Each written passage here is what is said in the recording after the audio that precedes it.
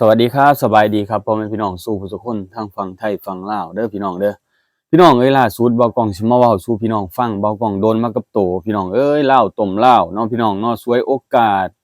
ในช่วงที่น้ำมันขาดปั๊มพี่น้องเอ้ยร้านค้าร้านขายข้างหนทางพี่น้องระมัดระวังไว้ก่อนสิเติมถ้าอันน้ำมันเด้อพี่น้องเด้อเบากล้องสิเตือนเด้อ ก่อนสิเติมน้ำมันต้องไปถามราคาเขาดีๆครับพี่น้องเอ้ยเพราะว่ามีแม่ค้าเช้าขายเนาะร้านหนึ่งเนาะบ่กล้องเดินมากับตัวเลยเมื่อวานนี่เนาะเออโดนมากับตัวโดนอีหยังแล้วบ่กล้องโดนน้ำมันนี่แหละพี่น้องเอ้ยอ่าแม่ค้าเขาหัวดีหลายพี่น้องเอ้ยคิดว่าใน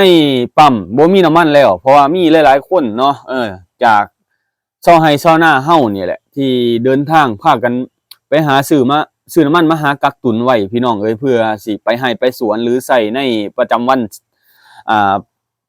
การใช้ชีวิตนี่พี่น้องเอ้ยน้ำมันออกไปให้ไปสวนนั่นแหละพากันไปซื้อเมื่อวานนี่เนาะบ่กล้องก็เป็นบุคคลหนึ่งเนาะที่เข้าไปในเมืองก็ว่าได้ในเมืองซะบ้านเฮาซะในเมืองเนาะไปในเมืองแล้วอันพี่น้องเอ้ยน้ำมันเจ้าของนี่ใกล้สิเบิดน้ำมันรถไถนะพี่น้องน้ำมันเขาเอิ้นน้ำมันอีหยังทางไทย ทั้งลาวเอิ้นน้ำมันกระส่วนเนาะพี่น้องเนาะทั้งไทยเอิ้นน้ำมันสุรานะน้ำมันสุรานี่สิประมาณนี้พี่น้องเอ้ยก่อนสิเติมพี่น้องเอ้ยก่อนมาสิเติมน้ำมันเนาะบ่ต้องขอเตือนเลยพี่น้องเอ้ยถามซะก่อนว่าน้ำมันนี่ลิตรจักเท่าใดเนาะลิตรเท่าใดลิตรเท่านั้นเท่านี้ค่อยเติมเพราะว่ามันมีแม่ค้าฉวยโอกาสนี่พี่น้องว่านนี่บ่กล้องโดนมากับตัวคือบ่กล้องก็บ่ได้ถามราคาเขาก่อนเนาะก็คือ เอาเติมเลย2 ลิตรวางสิล่ะพี่น้องเอ้ยเติมเลย2 ลิตรเนาะเพราะว่าเลาะมาเบิดแล้วเด้บ่กล้องเลาะมาเบิดแล้วน้ำมันอยู่อันปั๊มน่ะมันบ่มีเลยบ่มีจักปั๊มเนาะเขาปิดเบิดเนาะน้ำมันล่าสุดนี่เขาปิดเบิดเลยเนาะเขาปิดเบิดแล้วปัตตานีบ่กล้องก็โอ้ยเบิดทางแล้วไปหาเลาะเบิ่งตามร้านค้าร้านขายไปเห็นร้านหนึ่งข้างทางเนาะเห็นน้ำมัน2 ตุกก็เลยบอกเอา2 ลิตรว่ะเห็นเราตั้งไว้เอา2 ลิตรเด้อว่าเติมเลยใช้รถไถนะพี่น้องเอ้ยใช้รถไถอีตอกๆนะเติมเลยเติมแล้วว่าตอนนี้เพิ่นมาบอกราคาบ่กล้องเอ้าลิตรละ50,000เด้อเพิ่นว่าป๊าดโธ่พี่น้องเอ้ยบ่กล้องเติมน้ำมันลิตรละ50,000กำลังเคยเห็นนี่แหละลิตร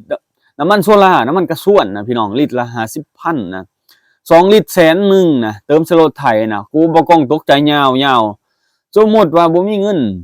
กินข้าวกินน้ำสมมุติเข้าในเมืองไปเติมน้ำมันแล้วเบิดเลยเฮ็ดจังได๋ล่ะพี่น้องสิหาข้าวหาน้ำกินอยู่ไสสิไปขออยู่ไสแล้วมากินบัดตานี้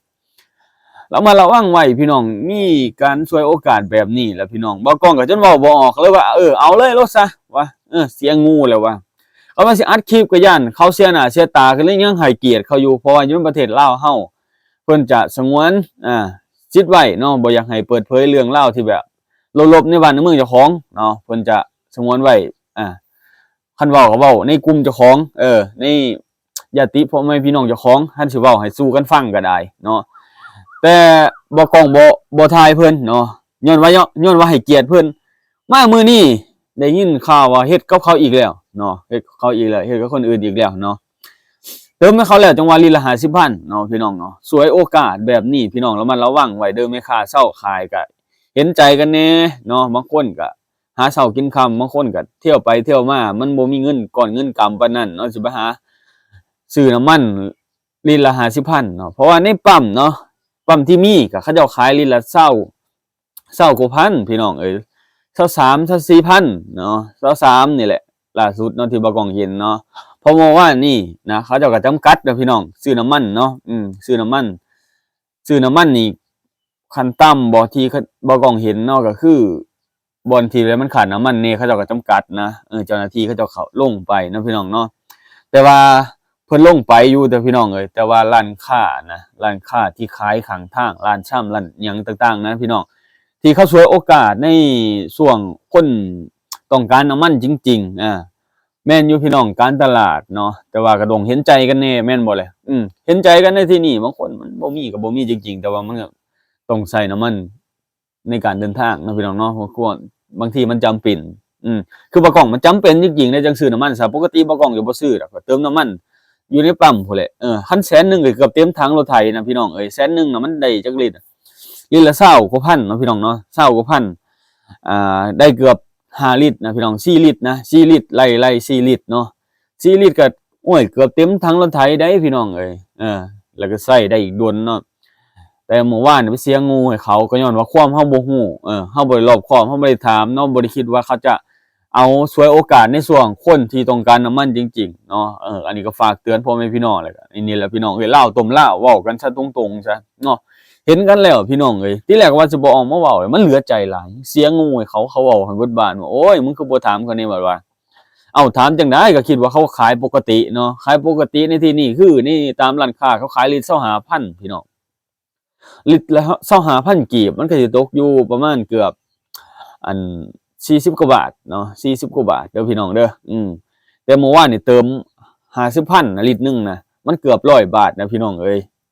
7-80บาทลิตรหนึงนะมันก็ฉวยโอกาสกันโพดแม่นบ่พี่น้องน่าสิเห็นใจกันในคนลาวคือกันเนาะพี่น้องเนาะเอากำไรเล็กๆน้อยๆแหน่อันนี้โอ้ยเอาเกินครึ่งทบครึ่งนะพี่น้องเอ้ยเห็นว่ามันบ่มีบ่แม่นว่าสิบ่มีตลอดไปแต่ว่าบางคนเขาเจ้าบอกได้พี่น้องบ่กล้องว่านี่พ่อบ้านเราถามบ่กล้องเนาะห้วยมันผิดกฎหมายใดเจ้าหน้าที่เขาเจ้าบอกครับว่าคันว่าผู้ใดขายน้ำมันเกินราคาให้โทรไปหาสายด่วนนั่นนี่เนาะบ่กล้องก็บ่ได้จื้อเมื่อวานนี่เนาะก็เลยบอกว่าโอ้ยบ่เอาเรื่องแล้วดอกปล่อยแล้วไปซะเห็นนำคนลาวคือกันเนาะคนลาวคือกันเห็นใจกันแต่เขาก็บ่เห็นใจเฮาก็บ่เป็นหยังเนาะพี่น้องเนาะเฮาก็คิดดีทำดีเฮ็ดดีไว้ก่อนเนาะพี่น้องเนาะแต่ออกมาประจานเขาถ่ายคลิปต่างๆนั่นน่ะเขามันก็สิเฮ็ดให้เขาเสียหายบางทีเขาอาจสิมีความจำเป็นเขาจึงเฮ็ดไปเนาะพี่น้องเนาะย้อนว่าเขาอยากได้บางทีเขาขายได้ส่ำนี้ก็ให้เขาขายไปซะก่อนพี่น้องแต่ว่าเขาขายบ่ได้ตลอดดอกเนาะก็คือมันก็สิมีน้ำมันเข้ามาอยู่ดอกเนาะจากประเทศไทยประเทศหยังที่เขาเจ้าเบิ่งแย่งกันนี่แหละพี่น้องประเทศจีนประเทศหยังก็ว่ากันไปเนาะพี่น้องเนาะบ่กล้องก็บ่จักในมุมมองเรื่องนี้บ่กล้องก็บ่ค่อยอยากไปยุ่งในเรื่องนี้เนาะพี่น้องมีแต่เว้าเรื่องในมุมเจ้าของสักไปซะก่อนเนาะถ้าไปเว้าก้าวก่ายเรื่องราว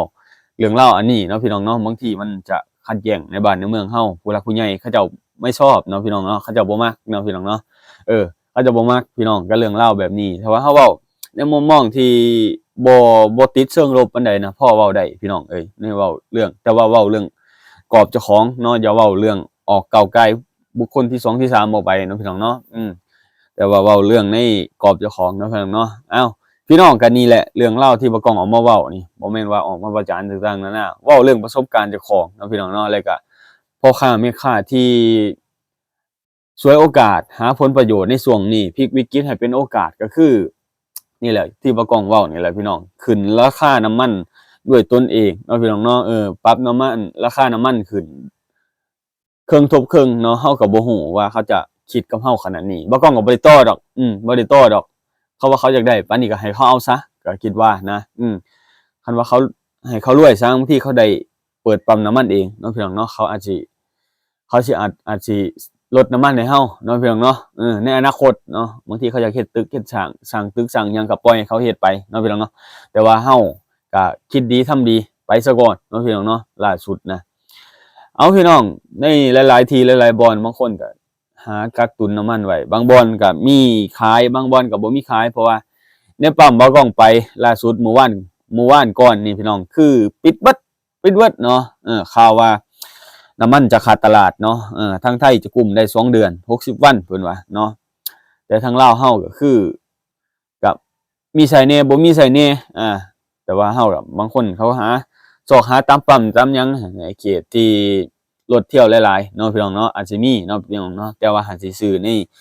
ในจำกัดเนาะหรือว่าจำกัดเท่านั้นเท่านี้หรือว่าจังใดเนาะพี่น้องเนาะแต่ว่าบ่กล้องเห็นก็คือเขาซื้อเป็นตุกเอารถใหญ่ไปแก้เอาก็มีเนาะพี่น้องเนาะอันนั้นคือบางบ่อนก็ยังมีน้ำมันใช้อยู่เนาะเขาเจ้าก็ซื้อกันปกติเนาะพี่น้องเนาะเนี่ยแต่ว่าราคาอาจจะปรับขึ้นบวกไป2,000 3,000ก็ว่ากันไปเนาะพี่น้องเนาะกับการที่ขนส่งมันจะขึ้นเพราะว่า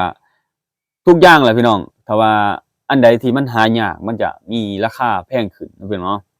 มันจะมีราคาแพงขึ้นเขาก็อาจสิปรับขึ้นในค่าใช้จ่ายที่การขนส่งหรือว่าต่างๆนานาเนาะค่านั้นค่านี้ก็ว่ากันไปเฮาบ่ฮู้เบื้องลึก ในจริงๆเนาะพี่น้องเนาะมีแต่มาฝากมาเตือนพ่อแม่พี่น้องก่อนสิไปในเขตที่บ่กองอยู่ก็คือเมืองมหาไซแข้งขมวนพี่น้องเอ้ยบ้านปะนามเนาะบ้านปะนามที่บ่กองไปซื้อน้ำมันเนาะบ่กองจะบ่แจ้งพิกัดแต่ว่าร้านใดที่ขายน้ำมันให้บ่กองลิตรละ50,000เนาะบ่กองสิบ่แจ้งพิกัดให้พี่น้องแต่ว่าบ่กองน่ะไปเที่ยว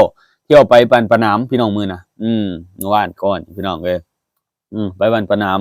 ว่าสิไปซื้อน้ำมันนั่นแหละพี่น้องพอได้ไว้ไปสวนไปให้ไปสวนไปจูดให้จูดสวนเด้เพราะว่ามันได้เวลาไปจูดให้จูดสวนฮือให้สิปลูกมันปลูกหญ้าพี่น้องเอ้ยแต่ว่าไปเจอแบบนี้แล้วโอ้ยแล้วก็ฟังข่าวเบิ่งมันคือเป็นแบบมันน่าสิมีเรื่องราวแบบลึกๆเป็นตาย้านมาในเร็ววันนี้เนาะบ่ต้องคิดว่าต้องเซิร์ฟๆไว้เนาะพี่น้องเนาะอันใดพอเตรียมไว้ก็เตรียมเนาะพี่น้องเนาะอันใดที่เฮากักตุนไว้ก็กักตุนนั่นแหละพี่น้องสำหรับคนที่มีเงินมีคำเด้อพี่น้องเด้อล่าสุดก็ได้โอ้ยบ่คิดว่าเหล้าต้มเหล้าแบบมันสิมาโดนกับตัวหั่นนะคิดว่ามันเคยเห็นแต่กับคนอื่นแต่ว่ามื้อนี้มาเห็นกับตัวว่าเหล้าต้มเหล้าเป็นแนวใดเนาะพี่น้องเนาะสำหรับฝากถึงพ่อค้าแม่ค้าเนาะอย่าคิดบวกกันหลายเนาะบางคนก็จะเอาเจ้าหน้าที่ลงมาพวกเจ้าสิยากเด้เจ้าสิลำบากเด้เนาะเขาเจ้าคือว่าพี่น้องต้องเข้าใจว่าลาวเฮาเนี่ยบางอย่างเพิ่นเข้มงวดเพิ่นก็เข้มงวดบางทีเพิ่นลงมาเนาะสมมุติเพิ่นลงมาตรวจมาหยังถ้าว่าเพิ่นพบมีคนแจ้งแล้วมีหลักฐานต่างๆนานามันสิยากเด้มันยากหยังยากนำพ่อค้าแม่ค้าเจ้าสิหาเงิน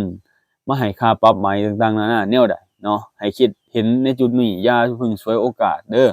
ให้คิดเห็นประชาชนคนลาวเฮาคือกันหาเช้ากินค่ำ เจ้าก็หาเช้ากินค่ำแต่อย่าเพิ่งคิดเห็นผลประโยชน์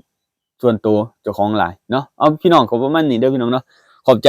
หลายๆที่ให้การติดตามรับชมบ่าวกล้องเด้อพี่น้องเนาะฝากติดตามรับชมบ่าวกล้องตลอดไปเด้อพี่น้องเด้อทั้งฝั่งไทยฝั่งลาวเฮาอันใดดีๆบ่าวกล้องสิมานำเสนอถ้าว่าเรื่องราวลบๆเนาะบ่าวกล้องในทางที่แบบมันบ่แม่นบ่าวกล้องสิ